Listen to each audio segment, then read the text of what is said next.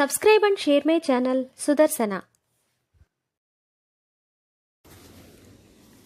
ఓం శ్రీ సాయిరామ్. గురుదేవదత్త. శ్రీ గురుభ్యో నమః. శ్రీ అక్కలకోట సమర్థ చింతోపంతతోల్ సుందరీభాయ్ బాలప్పలను అనుగ్రహించుట. ఒకరోజు స్వామి ఠాకూర్ దాస్పై ఒక కాలిన కట్టెను విసిరారు. అది స్వామి ఆశీస్సులని అనుకుని దానిని పొడి చేసి తన శరీరానికి రాసుకున్నాడు. అది రాసుకోగానే తన శరీరంపై ఉన్న తెల్లమచ్చలు పోయాయి. ఠాకూర్ దాస్కు పుత్ర సంతానం లేదు. అతని భార్య స్వామివారిని పుత్రుని ప్రసాదించమని ప్రార్థించింది. ఆమెకు తన జరీ టోపీని స్వామి ఇచ్చారు. వారికి మగపిల్లవాడు కలిగాడు. అతడు ఆ తరువాత స్వామికి గొప్ప భక్తుడయ్యాడు. స్వామివారు ఠాకూర్ దాస్కు తన పాదుకులనిచ్చి బొంబాయి తీరంలో స్థాపించమని, వాని చుట్టూ తాను నృత్యం చేయడానికి కొంత స్థలం వదలమని ఆదేశించారు. స్వామి చెప్పినట్లే బొంబాయిలో రఘునాథ మందిరము ప్రక్కనున్న సభామండపంలో కుడి ప్రక్కన ఆ పాదుకులను ప్రతిష్ఠించారు. మందిర నిర్మాణం చేసి స్వామి సమర్థుల పటము పెట్టించారు. భక్తులు ఈ పాదుకులను పూజిస్తూ స్వామి అనుగ్రహాన్ని పొందుతున్నారు. స్వామి దగ్గరనున్న భక్తులకే కాక దూరమున ఉన్న భక్తులకు కూడా అనుభూతులు ప్రసాదిస్తూ అనుగ్రహించేవారు. నిజాం సంస్థానంలో జాగీర్దారు శంకర్రావు రాజే నాయన్. ఇతను వ్యాధిగ్రస్తుడు. ఒక పిశాచం కూడా ఆవహించింది. వ్యాధి తగ్గడానికి గాణగాపురం వెళ్ళాడు. దత్తాత్రేయ స్వామి స్వప్నంలో కనిపించి అక్కలకోట వెళ్ళి సమర్థుల దర్శనం చేసుకోమని చెప్పారు. అతను వెళ్ళకపోతే దత్తాత్రేయ స్వామి మరలా చెప్పారు. తరువాత స్వామిని దర్శించాడు. స్వామితో తన వ్యాధిని గురించి చెప్పేలోపే స్వామి అక్కడి నుండి బయలుదేరి షేర్మూర్ సాహెబ్ సమాధి వద్దకు వెళ్ళి దానిపైన పడుకున్నారు. అంతే, ఇతని వ్యాధి తగ్గిపోయింది. స్వామి చెప్పినట్లే ఊరు బయట మఠం కట్టించాడు. అది రాజేరాయన్ మఠం అని పిలువబడుతూ భక్తులు దర్శించి అనుగ్రహం పొందుతున్నారు. సుందరీభాయి సమర్థుల వారి శిష్యులలో ప్రధాన పాత్ర వహించింది. షోలాపూర్కు చెందిన వితంతు స్త్రీ అయిన సుందరీభాయికి కాలు పాచి వాచిపోయి ఎన్ని మందులు వాడినా తగ్గలేదు. ఆమె స్వామివారి మహిమలు విని అక్కలకోటకు రాగా స్వామి దర్శనం వలననే ఆ వ్యాధి తగ్గింది. ఆమె స్వామి సేవ చేస్తూ అక్కడే ఉండిపోయింది. చోళప్ప కొన్ని పనులు ఆమెకు అప్పజెప్పసాగాడు. ఆమె స్వభావము సరి అయినది కాదని తెలిసిన స్వామి ఒకసారి చోళప్పతో, జాగ్రత్త, కొన్నాళ్లకు నీ స్థానాన్ని కూడా ఈవిడ ఊడగొడుతుంది అని హెచ్చరించారు.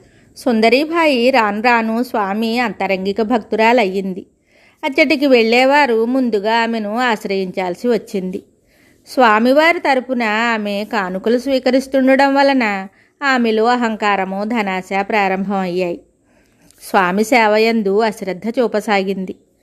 చోళప్ప, నీవు నవాబు అయిపోయావు అంటే తన సేవను వదిలివేశాడనే భావంతో చోళప్పను స్వామి హెచ్చరించారు.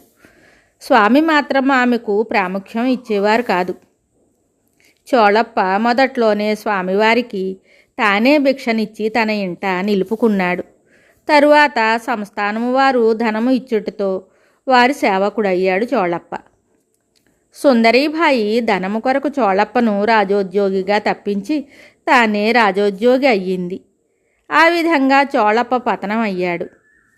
ఒకరోజు స్వామి శిష్యుడైన భుజంగుడు సుందరీభాయిని తిట్టి అవమానపరిచాడు. ఆమె ఆత్మహత్య చేసుకోబోగా స్వామి వారించారు. సుందరీభాయి స్వామి సేవలను బాలప్పకు అప్పగించింది. కొన్నాళ్లకు ఆమెపై ఫిర్యాదులు ఎక్కువ అవటం వలన ఆమెను రాజావారు నౌకరీ నుండి తొలగించి ఆమె వద్దనున్న నిల్వధనం అంతా కూడా తమ ఖజానాకు జమ చేసుకున్నారు. అంతా పోగా ఆమె పశ్చాత్తాపం పొంది స్వామి యందు భక్తి శ్రద్ధలు పెంపొందించుకున్నది. మరలా స్వామికి తన చేతి మీదుగా ఆహారం ఏర్పాటు చేసే స్థితిని పొందింది. చోళప్ప స్వామిని తన ఇంటికి తీసుకుని వచ్చి స్వామితో సాన్నిహిత్యాన్ని పెంపొందించుకున్నప్పటికీ పూర్తిగా స్వామికి అంకితం కాలేకపోయాడు. ధనార్జన యందు వ్యామోహం విడవలేదు. చోళప్ప తన గృహంలో ఒక చోట కొంత త్రవ్వించాడు. అందులో స్వామి భౌతిక కాయాన్ని తన ఇంటిలోనే సమాధి చేయాలని చోళప్ప కోరిక. తనను సమాధి చేయగల అవకాశం చోళప్పకు లేదని స్వామి అతనితో చెప్పుటకు గాను, నాకన్నా ముందే నిన్ను గోతిలో పెట్టేస్తా, నీ తరువాతే నేను అని అన్నారు. అక్కలకోటకు వచ్చిన మొదటి రోజులలో చోళప్ప భక్తికి వశుడైన స్వామి చోళప్పతో మానసికంగా ఎంతో సాన్నిహిత్యాన్ని కలిగించారు. ఆ కారణం చేతనే ఆయన దృష్టిలో చోళప్ప స్థితి పతనమైన స్వామి అతని మరణానికి చాలా విచారించారు. చోళప్పకు అతని చివరి రోజులలో స్వామి దర్శనమే కరువయింది. అందరి భక్తులతో పాటు స్వామి పాదతీర్థంతో తృప్తి పడవలసి వచ్చింది.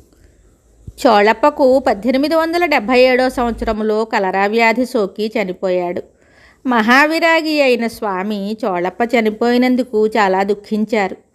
చోళప్ప లేకుండా నేను ఒక్కడినే ఎక్కడికి వెళ్ళగలను, నా లీలలను ఎలా చూపగలనని స్వామి అన్నారు.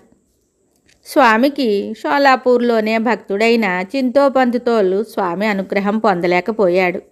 అంటే చింతోపంతుతోలు కూడా స్వామి అనుగ్రహానికి పాత్రుడు కాలేదు. తరువాత సుందరీభాయి కూడా ధనకాంక్షతో స్వామిని నిర్లక్ష్యం చేసిన చివరికి వాటికి దూరమై స్వామి అనుగ్రహంతో స్వామి సేవలో జీవించింది. ఈ సుందరీభాయే బాలప్పకు స్వామితో అవకాశం ఇచ్చింది. మిగతా కథ తరువాయి భాగంలో తెలుసుకుందాము. శుభం. Subscribe and share my channel Sudarsana.